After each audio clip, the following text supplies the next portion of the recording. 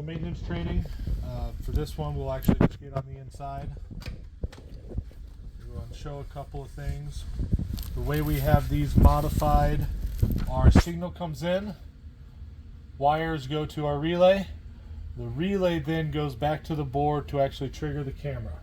So if we're not getting signals and we need to test, act like we're going to get a signal, and if we get the signal correct, our relay should light up.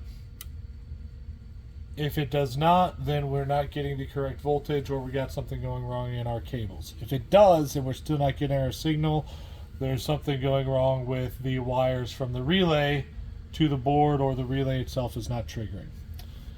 As far as setting up a new camera, easiest way, since we will have to type things in, plug in a USB keyboard and mouse.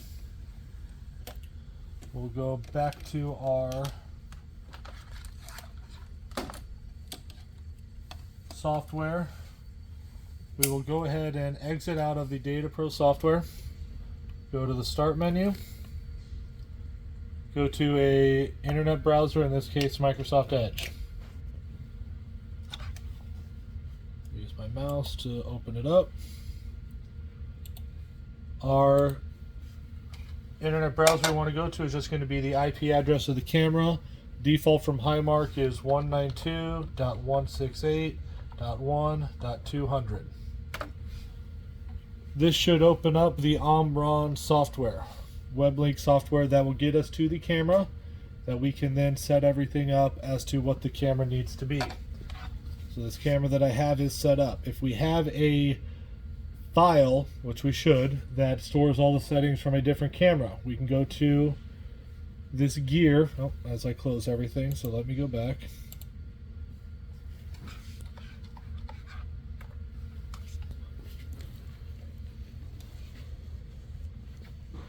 We can go to the settings gear on the right side, and there is a load. Click load, and it'll open up with the browser. You can browse to whichever file you have saved. I believe it's a .fws file. That will load all the settings from the other cameras. If they're close enough, we should be good. Our target is 4 inches. If you're going to start up a brand new camera, we can go to Start, and we can do an assisted setup. Create new setup, load a setup, however you want. I'll go ahead and do an assisted setup, kind of walk it through on that one.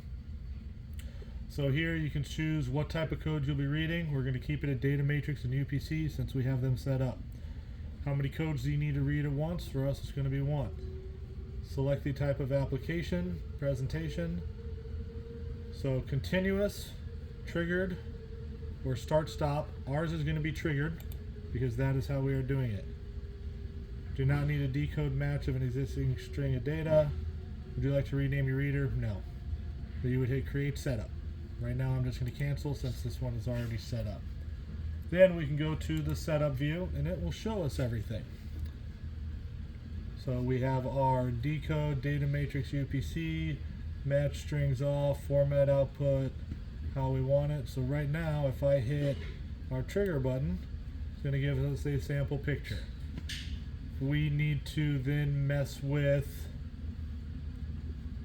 I believe if we can zoom in and see exactly how it's doing, tell us what type of UPC. We can then save the settings to the device's flash memory. We can also save this file.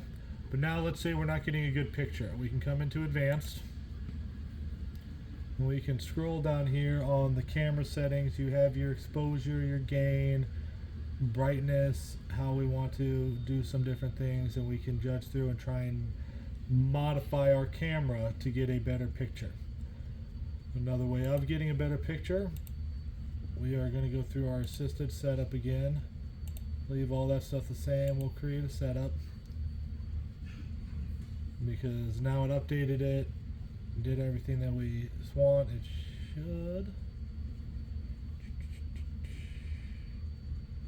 Although it added a bunch of QR codes, we can delete those if we want, or we can leave them in.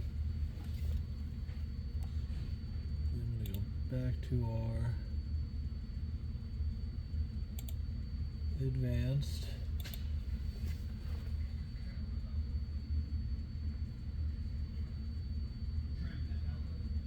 is we can set our focus. We want to change it from millimeters to inches. Normally we're about 4 inches. Set that up on millimeters. Different read cycle settings. So basically a lot of different settings in here that you can test with. Now we can also go to run, and it will just kind of show us as we either trigger it manually or trigger it from the software.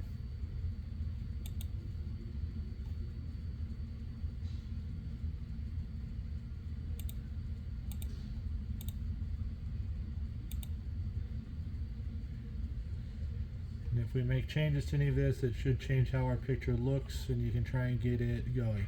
Works well for when we are reading from a stopped image, not as much from when we're reading from a moving image, but you can still use a stopped image to get fairly close to what we want. If we're setting this up for a moving image, basically you're going to want to come in here, trigger your or jog your applicator so it'll take a picture of your moving image, and then see how well our camera rates show up and what our camera is. Again, once you're done, save to flash memory, and then I would also save your actual file. It'll save it as microhawk settings WLS, and then you can go and rename it, leave it on there, then we have a backup.